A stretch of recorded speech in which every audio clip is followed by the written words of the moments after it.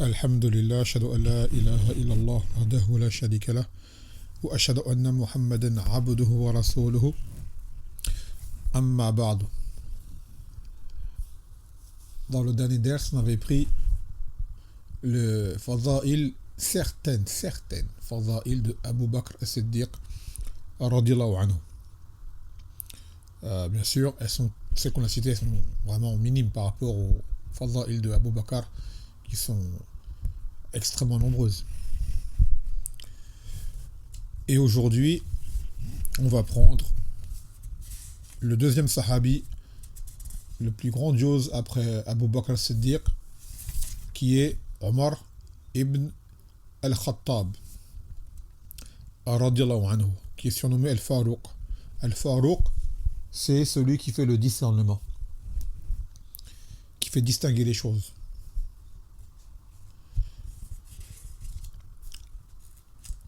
يقول في الحديث الخمسين بعد المئة 150e hadith qui est le 10e de ce فصل. يقول عن جابر رضي الله عنه عن النبي صلى الله عليه وسلم قال دخلت الجنة فرأيت فيها دارا أو قصرا فقلت لمن هذا فقالوا لعمر ابن الخطاب فأردت أن ندخل فذكرت غيرتك فبكى عمر رضي الله عنه وقال أي يا رسول الله أو عليك يغار متفق عليه. Donc selon Jabir, le Nabi sallallahu alayhi wa sallam a dit, en fait là il parlait à Omar à ce moment-là, il a dit je suis rentré au Jannah, je suis rentré au Jannah, le Nabi sallallahu alayhi wa sallam est rentré au Jannah, tout comme il a vu également le Nar, les légions du Nar. Il a dit j'y ai vu une maison ou un palais, soit l'un ou l'autre, et j'ai demandé à qui appartenait ce palais, et ils ont dit, en fait il parle des anges qui l'accompagnaient à ce moment-là, il est en compagnie d'anges et c'est à eux qu'il a posé la question, et ils ont dit c'est à Omar ibn al-Khattab. Il a dit j'ai voulu rentrer dans ce palais, puis je me suis rappelé de ta jalousie, Omar. Et de là, Omar, à l'écoute de ce récit du Nabi sallallahu alayhi wa sallam, il s'est mis à pleurer. Il a dit, et d'un homme comme toi serait-on jaloux? Le hadith, c'est les muttafaqun alayhi. Donc, dans ce hadith, on y voit la promesse pour Omar qui sera parmi les gens du paradis et qu'un palais l'y attend. Et dans une autre version du hadith, il dit بينما أنا نائم رأيتني في الجنة فإذا امرأة تتوضأ إلى جانب قصر فقلت لمن هذا قالوا هذا لعمر فذكرت غيرتك فوليت مدبرا. Donc il a dit, le Nabi sallallahu alayhi wa sallam, dans une autre version du hadith, il dit alors que je dormais, je me suis vu au paradis et j'ai vu une femme qui faisait les ablutions aux côtés d'un palais, aux abords d'un palais. Et j'ai dit à qui est ce palais? Ils ont dit c'est à Omar. Et je me suis rappelé de ta jalousie, et de là je m'en suis retourné, alors qu'il voulait pénétrer dans ce palais. Taïeb. Donc là on a deux versions, et il y en a une qui précise qu'il y avait une femme auprès de ce palais qui faisait ses ablutions. Et là bien sûr le Nabi sallallahu alayhi wa sallam dit avoir interrogé les anges, comme on l'a dit au début. Donc regardez un point qui est très important, très important, et qui est encore un enseignement pour nous. كما قال النبي صلى الله عليه وسلم إياكم والدخول على النساء. Elle a dit prenez garde à ne rentrer auprès des femmes. Et ils ont dit les sahaba فرأيت الحم يا رسول الله قال الحم الموت. Ils ont dit et vois-tu qu'en est-il du proche parent, ça veut dire le frère du mari ou le cousin du mari ou voilà les proches du mari qui ne sont pas des maharim pour l'épouse. Par exemple le beau-père c'est un mahram, il peut rentrer. D'accord? Par exemple toi tu es marié avec une sœur, ton père peut voir ta femme, il peut la toucher, il peut voyager avec elle, il peut la voir découverte. Quand je dis découverte, c'est sans son hijab, bien sûr. C'est un mahram pour elle, à vie. D'accord? C'est un mahram pour elle, à vie, le mariage est interdit. Mais ton frère à toi, ton oncle à toi, et tes cousins, tout cela, eux ne peuvent pas. Ce ne sont pas des mahram, ce sont des étrangers pour elle. Et il est connu que souvent les hommes sont habitués à rentrer les uns chez les autres. Ton frère il va rentrer chez toi normal, ton cousin pareil, sauf que à partir du moment où tu es marié et que ta femme elle est là, ils n'ont pas le droit de rentrer, même s'ils sont tes plus proches parents et qu'ils ne sont pas tes maharim, ils n'ont pas le droit de rentrer chez toi. Il a dit le hamul maut. Ça, c'est un enseignement du Nabi sallallahu alayhi wa sallam. Car en fait, c'est la mort. Dans quel sens? Que le danger, on s'en méfie le moins lorsque ça vient des proches. Et cela ne veut pas dire qu'il faut que tu te méfies de ton frère, de ton oncle, de tes cousins. Non. C'est juste que, à la base, ces gens-là peuvent se ramener à rentrer chez toi sans aucune mauvaise intention. Tout comme il ne faut pas non plus que tu commences à l'ôter de ta femme. Non. Mais cela veut dire qu'à force de rentrer ou qu'il y a un moment d'inattention, là, Shaitan, il peut venir et faire son travail. Alors qu'à la base, ton frère rentrait chez toi pour un besoin, ta femme elle est là, il rentrait, est-ce qu'il est là, non il n'est pas là, j'ai un truc à faire vite fait, je reprends, je m'en vais. Par exemple, tu vois. À la base, il n'est pas rentré pour te faire un mal. Et ta femme ne lui a pas ouvert la porte pour te faire du mal. Mais, Shaitan y rentre. Et Shaitan y court dans les veines de Bani Adam. Et il a dit, Nabi sallallahu alayhi wa sallam, qu'un homme ne peut s'isoler avec une femme sans que Shaitan soit le troisième. D'accord? Donc en fait, c'est pour te dire que ce genre d'attitude, c'est de là où tu ne t'y attends le moins que là où tu es le plus en confiance, que c'est là qu'il t'arrive le plus grand déboire, malheureusement. C'est comme ce que disait Koufar, par exemple, c'est souvent quand on est aux abords de notre quartier, des secteurs qu'on connaît, qu'on a plus de probabilité d'avoir un accident. Parce que c'est l'endroit que tu connais, donc tu ne prends pas tes gardes. Et comme on dit, ce sont les meilleurs nageurs qui se noient. C'est là où la personne elle est à l'aise qu'il lui arrive justement ce qu'elle pense être en mesure d'éviter. Et bien c'est pareil. C'est à l'entrée de tes proches, en qui à la base tu as totalement confiance, et aussi tu as confiance, c'est le pendant, ce sont des êtres humains avec leurs faiblesses, et ta femme également. Donc attention à ça. Et de pire, c'est quand on entend des histoires que tu entends des gens qui disent, souvent des sœurs qui disent, ouais, mon mari m'a trompé avec ma meilleure amie. Déjà, comment ça fait que ton mari reste seul avec ta meilleure amie? Tu vois, c'est pas normal. Il n'y a pas de... On n'a pas à se mélanger entre hommes et femmes. Et bien évidemment, la femme, elle est choquée parce que elle se dit, c'est ma meilleure amie, comment cela peut arriver? Ben justement, ça peut arriver du fait que ce sont les gens à qui tu as le plus confiance que cela peut arriver parce qu'ils baissent la garde. Toi, tu baisses la garde, eux, ils baissent la garde, et Shaitan, lui, l'attaque. Et résultat, il se passe des choses surprenantes qui, en réalité, ne le sont pas lorsqu'on connaît les règles de la religion. Et là, regardez, l'homme qui est, on va dire, le plus... qui craint le plus Allah Azzawajal, et qui est le plus à respecter, et ben malgré cela, quand il a vu le palais de Omar, il n'a pas voulu y rentrer, sachant que Omar est un homme jaloux, d'accord? Alors que le Nabi sallallahu alayhi wa sallam n'aurait rien fait. Et en plus, c'était dans un rêve, et en plus, c'était au Jannah.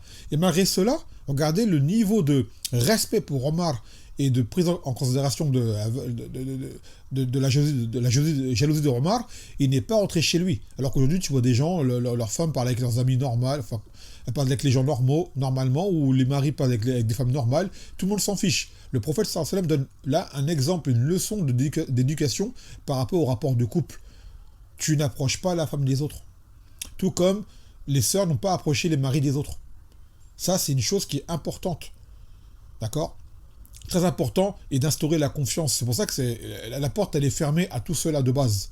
La porte est fermée à tout cela de base. Ça veut pas dire que tu peux aller t'approcher d'une femme célibataire ou d'un homme célibataire. Non, mais c'est encore pire lorsque c'est une personne qui est mariée. D'accord? Car tu peux ouvrir des portes aux suspicions ou peut-être amener à ce que la confiance entre les conjoints, elle baisse. Donc, là, le Nabi sallallahu alayhi wa sallam a bien dit qu'il n'est pas entré dans ce palais connaissant la jalousie de Omar, radiyallahu anhu. Alors qu'il aurait pu le faire. Malgré cela, il ne l'a pas fait. Donc, qu'en est-il de nous avec les épouses des frères ou les sœurs avec les époux enfin, des frères, et ainsi de suite? C'est une leçon. D'accord?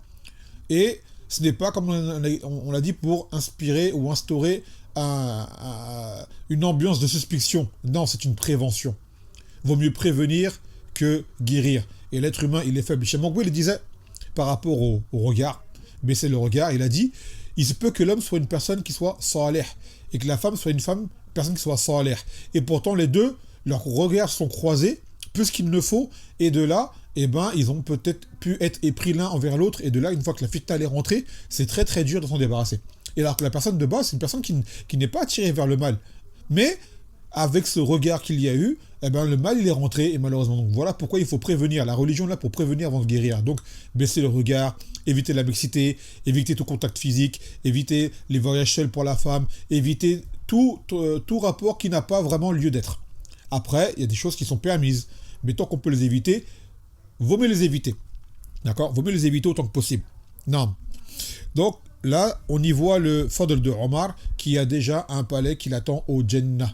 Après, les fadl de Omar, elles sont très nombreuses, mais comme on l'a expliqué dans le kitab, il s'agit là d'un résumé qui cite un seul hadith concernant Omar. Alors des hadiths, il y en a plein. طيب. Donc là, on va prendre les fawaïd du hadith. Il dit, fawaïd al-hadith, istirbab qas ar-ruya as-saliha al-ashab. Donc il est permis de citer le rêve pieux que l'on a fait à nos amis. Par exemple, tu as vu ton ami dans un rêve ou une chose, tu peux lui raconter.